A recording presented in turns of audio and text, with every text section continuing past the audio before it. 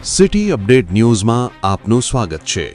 સુરતમાં 7 વર્ષની દીકરીની દીક્ષા મામલે મોટો વળાંક આવ્યો છે। માતાના વકીલ કેતન રેશમવાલાએ સ્પષ્ટ કર્યું કે કોર્ટ દ્વારા દીક્ષા પર કોઈ સ્ટે આપવામાં આવ્યો નથી। માતાએ જાતે જ કોર્ટમાં એફિડેવિટ કરી દીકરીને દીક્ષા ન આપવા અંગે નોંધ કરાવી હતી। પિતાએ આ સમગ્ર મામલાને પબ્લિસિટી સ્ટન્ટ ગણાવ્યો છે, જ્યારે માતાના વકીલે સમાજને બદનામ કરવાની કોશિશનો આક્ષેપ કર્યો છે। માતાનું કહેવું છે કે પિતાની સંમતિ વગર દીકરીની દીક્ષા નહીં થાય। આ કેસની વધુ સુનાવણી 2 જાન્યુઆરીએ થવાની છે।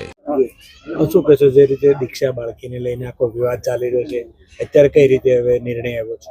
બસ નિર્ણય આપ્યો છે ને કોર્ટને। અમે એ જ કીધું છે કે એફિડેવિટ આપો તમે, મારે દીક્ષા મોકૂફ રાખ્યું છે। પિતાની સંમતિ હશે ત્યારે જ કરશું।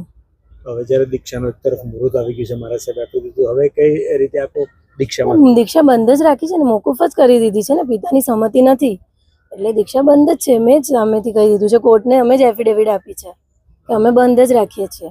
તમારે શું માંગ હતી કોર્ટ સમક્ષ, હવે શું વકીલ દ્વારા દલીલો રજૂ કરાય? એ તો મને નહીં ખબર પડે। દીક્ષા હાલ મોકૂફ જ રાખે? હા, દીક્ષા બંધ જ છે। દીક્ષા નથી જ કરવાની। દીક્ષા પિતાના સંમતિ વગર નથી કરવાની। આ છે city update news Sufiyan Mulla. જોડાયેલા રહો, કારણ કે હવે શહેર નહીં સમગ્ર દેશ કહેશે। આ છે સિટી અપડેટ ન્યૂઝ।